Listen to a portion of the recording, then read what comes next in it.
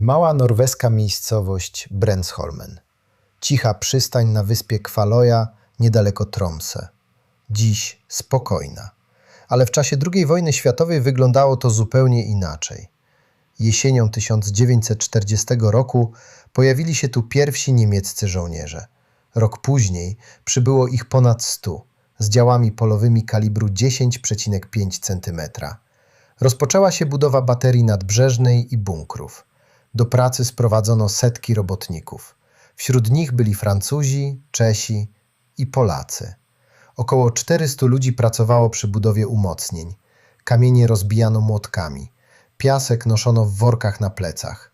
Beton mieszano i wciągano parowymi wyciągarkami do bunkrów.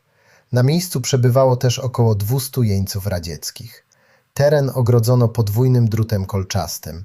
Plaże zaminowano. Polacy nie budowali tej wsi jako osady, ale brali udział, najczęściej przymusowo, w budowie niemieckich umocnień w ramach tzw. wału atlantyckiego. Dziś po tamtych wydarzeniach pozostały tylko bunkry i historia, o której mało kto pamięta, a Brensholmen znów jest spokojne.